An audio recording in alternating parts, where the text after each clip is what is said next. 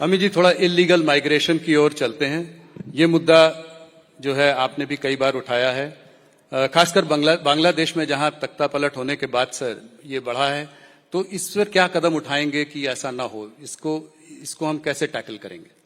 देखिए, सबसे पहले तो मैं इसके लिए बंगाल की जनता को विनती करना चाहता हूं, आने वाले चुनाव में भारतीय जनता पार्टी की सरकार बना दीजिए, समस्या वहीं से समाप्त हो जाए। इसलिए क्योंकि ममता जी हम पर आरोप लगाती हैं कि भाई बीएसएफ बॉर्डर को देख रही है और आप कैसे घुसपैठ हो रही है, और बंगाल से दिल्ली तक, बंगाल से जम्मू तक कैसे पहुंच जाते, भारत सरकार क्या कर रही है। पूरे देश को मालूम है कि बॉर्डर पर फेंसिंग करने के बाद भी लगभग 250 किलोमीटर बॉर्डर ऐसी है जहां फेंसिंग हो ही नहीं सकती। नाले हैं, बड़ी बड़ी नदियां हैं जी, विकट भौगोलिक परिस्थिति है, और 400 किलोमीटर बॉर्डर ऐसी है जहां पर बंगाल सरकार हमें फेंसिंग करने के लिए भूमि नहीं दे रही। अब जिस बॉर्डर में 600 किलोमीटर खुला रह जाए, वहां घुसपैठ का रोकना बहुत दिक्कत होता है।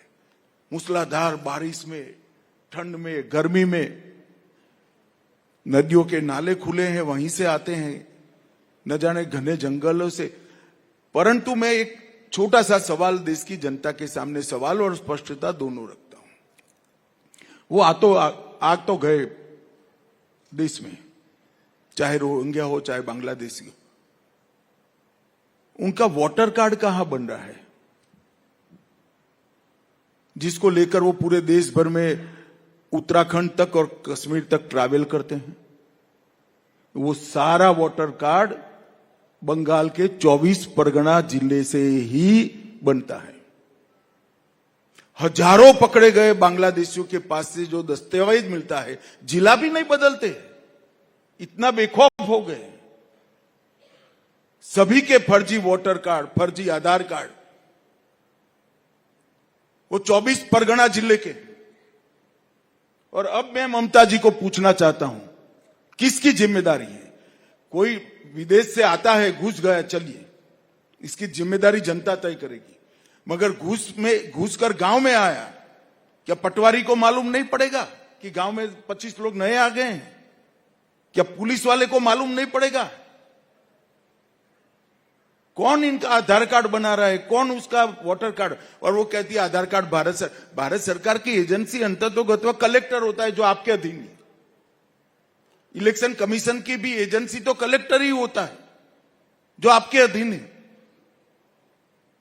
परंतु ये सब इंडिया अलायंस की पार्टियों को उसमें अपना वोट बैंक दिखाई पड़ता है। तो इसका समाधान अब आसाम से क्यों बंद हो गया? जी, देखो भाई, समाधान तो हम जरूर ढूंढेंगे, मगर मैं तो इस मंच का उपयोग कर बंगाल की जनता को कहता हूं, इसका एक सरल समाधान है। इस बार कमल फूल की सरकार बना दीजिए, अपने आप समाधान आ जाएगा। क्या लगता है अगले चुनाव में भारतीय जनता पार्टी की सरकार बनेगी? पिछली बार भी बहुत वो था, पर आप लोग सरकार नहीं बना पाए, और लोकसभा के चुनाव में भी धक्का लगा है आपको वहां। देखो भाई, ऐसा है, हमारे 4 मेंबर थे।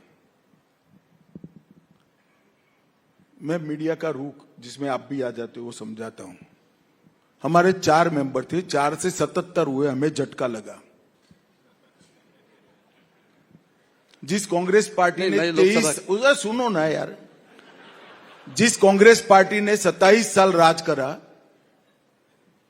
ये 0 हो गए, उनको झटका नहीं लगा है। जिस कम्युनिस्ट पार्टी ने 27 साल राज करा, वो भी 0 हो गए, झटका नहीं लगा है। भाई 4 से हम 77 पहुंचे एक चुनाव में, तो 77 से कितना होता है, जरा गुणाकार करो। सरकार बनती है, और कई सरकार हमने बनाई है। नहीं, 77 तो बहुत बड़ी आपकी वो थी, बहुत अच्छा प्रदर्शन रहा था। मैं ये कह रहा था कि अगला चुनाव को अगर देखें तो इस बार के लोकसभा चुनाव में ज्यादा अपेक्षा थी, कम सीटें आई। स्वाभाविक रूप से कम हुई है, मगर हमने इसके बाद में काफी हमारे संगठन का विस्तार भी किया है, सदस्यता भी की है, ड्राई एरिया में भी सदस्यता करी है, हमारे फुल टाइमर भी निकले हैं, और हम इसको अच्छे से देख रहे हैं। बंगाल केवल भारतीय जनता पार्टी के लिए जीतना जरूरी नहीं है, भारतीय जनता पार्टी के लिए जीतना तो जरूरी ही है, परंतु बंगाल देश के लिए भी भाजपा या तो कोई भी राष्ट्रवादी दल जीते ये बहुत जरूरी है, इसलिए हम बंगाल के पीछे। अभी 25,000 जो अनलमेंट हुआ है सुप्रीम कोर्ट का डिसीजन, उसके खिलाफ भी ममता जी खड़ी हैं, कह रही हैं कि किसी की नौकरी नहीं जाएगी, मैं देखती हूँ कौन क्या करता है। चलिए, अब वो तो कुछ भी कह सकते हैं, मैं ऐसा नहीं बोल सकता कि सुप्रीम कोर्ट के फैसले को मैं नहीं मानूंगा, वरना आप लोग मेरे थोड़े से जो बाल बचे हैं वो भी नोच लोगे भैया। मोहम्मद यूनुस जी का कहना है कि बांग्लादेश के इस संदर्भ में एक सवाल और कि जो वहां के इंटरिम लीडर हैं कि नॉर्थ ईस्ट स्टेट जो हैं वो लैंडलॉक्ड स्टेट्स हैं और चाइना को जो है जो भी कुछ करना है वो बांग्लादेश के थ्रू जो है वो मार्केट एक्सेस है, चारों तरफ सी का वो है। इसको आप कैसे देखते हैं, इनके स्टेटमेंट को कैसे देखते हैं? देखिए, मैं इतना ही कहना चाहता हूं कि नरेंद्र मोदी की सरकार है, भारत की 1 इंच जमीन पर हम किसी को आंख नहीं डालने देंगे, एंट्री का तो सवाल ही नहीं।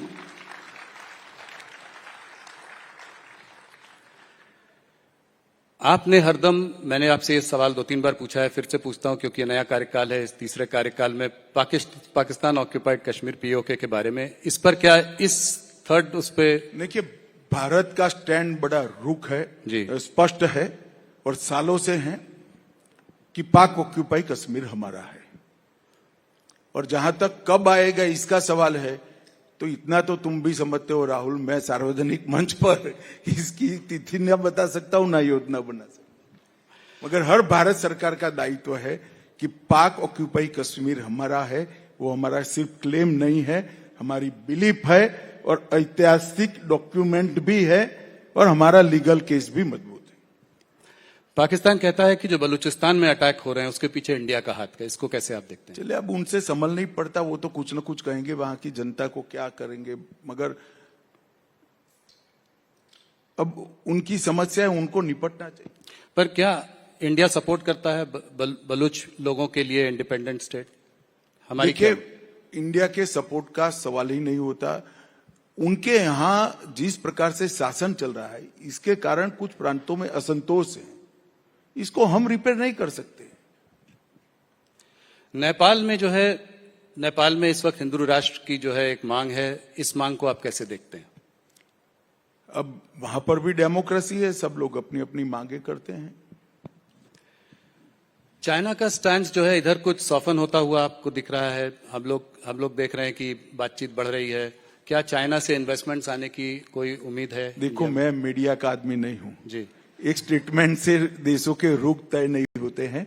बहुत सारे हमारे मुद्दे हैं, सकारात्मक समाधान निकलता है तो अच्छी बात है। तहव्वुर राणा का जो है एक्स्ट्राडिशन जो है हो रहा है, वो कुछ दिनों में यहाँ आ जाएंगे। क्या डेविड हेडली के लिए भी हम ये वो करेंगे? कुछ उम्मीद है कि वो भी? देखिए, मोदी सरकार का प्रयास है कि जिन लोगों ने भी भारत की जमीन, भारत का सम्मान और भारत के नागरिकों के साथ दुर्व्यवहार भी किया है, वो हमारे कानून के जद में लाना चाहिए। और मैं मानता हूं तब राणा की यहां वापिस आना ये मोदी सरकार की कूटनीति का बहुत बड़ी सफलता है जी। तो क्योंकि जिनके समय में जब बम धमाके हुए वो तो ला नहीं पाए, मगर आज वो वापिस आएगा, हमारी अदालत के सामने पेश होगा, हमारे संविधान के तहत उसको सजा होगी। ये देश के लिए बहुत बड़ी उपलब्धि है।